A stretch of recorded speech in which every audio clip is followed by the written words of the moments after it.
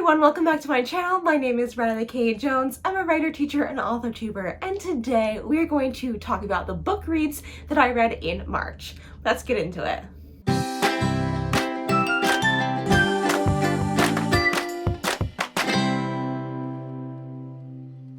So I'm really excited to share these books with you that I read in March. I read them so fast and I just could not wait to film this video. Just a little bit of update of my book goal for 2022. I wanted to read 22 books in 2022. I read 4 books. Yes, that's right, 4 books in March, which I'm so excited because I have not read 4 books in a month since 2020. So this is awesome. I also read all the YA thrillers for March. The first book is actually a series of books, and that is Maureen Johnson's Truly Devious series. So this series I was actually quite skeptical of reading at first because I have read Maureen Johnson in the past. I read her 13 Little Blue Envelopes book, and it was not really my favorite. I think she's a great writer, and I liked the concept of 13 Little Blue Envelopes, but I did read that 10 plus years ago, and I just didn't end up liking the ending. I was kind of disappointed. So I've been recommended this book on various different bookstores and sites, and I keep seeing it around. And I was like, do I want to read this? It seems interesting, but I wasn't a big fan of Maureen Johnson in the past, so was really skeptical in reading it. Flash forward to 2 months ago, one of my students was really diving into the series and telling me about it, and I was like, I could just see the level of excitement in her. I was like, you know what? I gotta try this series out. So I did, and I liked it. Maybe not loved it, but I really liked it. So Truly Devious, what is it about? It is a dual mystery where there is a mystery in the present as well as a mystery from the long past, and it takes place at Ellingham Academy, which is a boarding school for a really high elite boarding school that is not like your traditional boarding schools where it's almost like a college. The students get full ride scholarships. It's very hard to get in, and then you take a major and you just kind of focus your studies on that major, almost even like a graduate program for high school age students. And our main character, Stevie, is very interested in mysteries and very interested in detective work, and especially interested in the Ellingham case. The Ellingham case took place when the founder of the school, I forget his first name, but Ellingham, so Mr. Ellingham, when he founded the school, he received a ransom letter and the fact that his wife and daughter were kidnapped, never to be seen from again. And it's called the Truly Devious letter. And this is that letter. Look, a riddle, time for fun. Should we use a rope or gun? Knives are sharp and gleam so pretty. Poison slow, which is a pity. Fire is festive. Drowning slow, hanging's a ropey way to go. A broken head, a nasty fall. A car colliding with a wall. Bombs make a very jolly noise. Such ways to punish naughty boys. What shall we use? We can't decide. Just like you cannot run or hide. Ha ha. Truly Devious. Even in the book, it has this really cool font. So that premise alone, I was like, okay, I'm sold. Now, I won't get too much into the nitty-gritty of the series, but the writer takes a third-person point of view for Stevie in the present, then also gives you little glimpses to the past, which I really, really, really loved the past mystery. I thought that was really well done. It was very interesting. I loved that concept. The modern mystery, I liked, I didn't love. Again, I still really enjoyed the book. So the modern mystery is we meet Stevie. She gets to Ellingham Academy for the first time. She's settling in. She meets some people who have done remarkable things, including a boy named Hayes who made a very popular web series on YouTube. And he's kind of a bit of a jerk.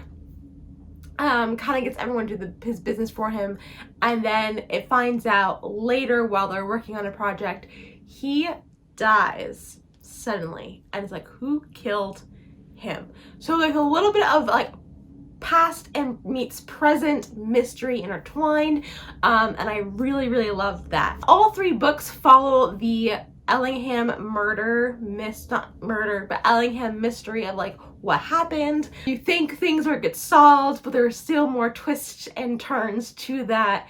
And then as well as there's like a modern thread of like, well, who murdered this boy? Each book kind of wraps up with that. So it seems like, oh yeah, this is the person or that's the thing, but then you find there's another layer hidden within, and I just really loved that aspect of it. One thing I did not like about the book was the romance. I personally did not like the person she was with. I did not think he was a good match for her in any way, shape, or form. If I were the author for this, which I'm not, and that's okay. This is just how I would have written it.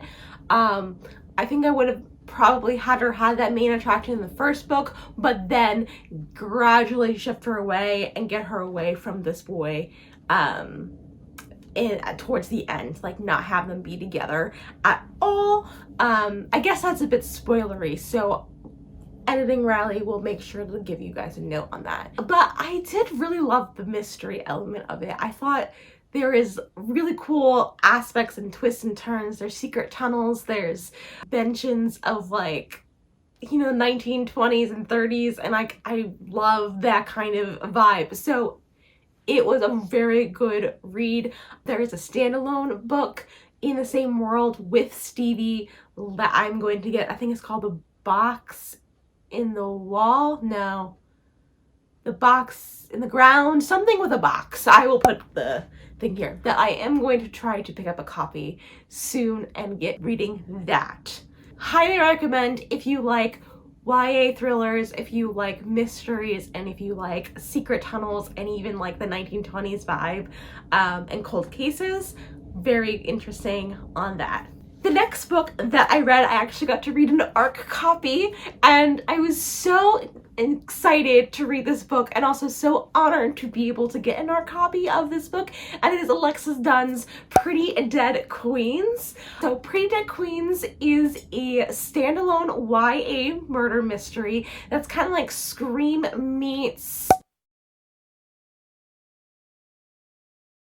It takes place in Northern California, and this high school girl, her mother has tragically passed away from cancer, and so she's dealing with death already, and she is sent to live with her only living relative, her estranged grandmother, who is also a popular mystery author. The granddaughter and the grandmother don't really see eye to eye, but they're civil with each other, and she tries to settle into this new life.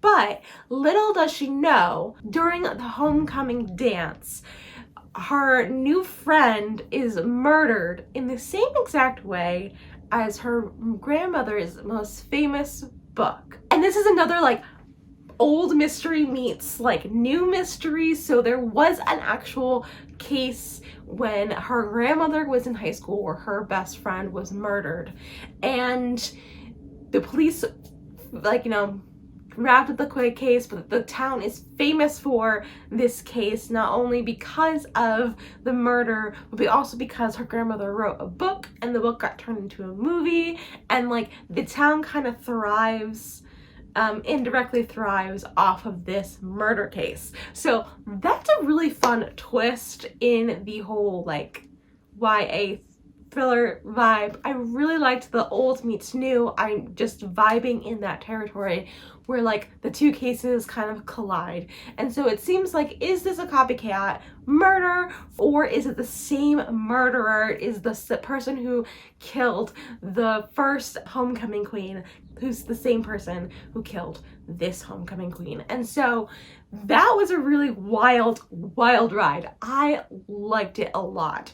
I'm not going to give too many spoilers away, but there were some things that I was like, oh, that person, I think that person might not be good. And little to behold, my hunch was right. And I was still kind of sad, but I was like, it happened. There were also some really cool twists at the end that were absolutely mind-blowing. My jaw dropped when I read the ending twist. So it is a fascinating ride. It's very fun, fast-paced, really well written. I really liked it. I think it's one of Alexa's best works. So please pick up a copy of Pretty Dead Queens, coming out this fall. And so those are the 4 books that I read in March. And again, they're very similar vibes this March. I guess I didn't even realize until filming this video that like that series and Alexa's book were very similar with the whole old mystery meets new modern twist. So thank you guys so much for watching. Is there any books that you guys read in March? Please feel free to leave a comment in the comments down below of what you guys read and what you guys recommend. If you haven't already, click subscribe. I release all new videos on all things writing and reading every Thursday. Thank you guys so much for watching. Keep writing, keep reading, and stay creative. Bye!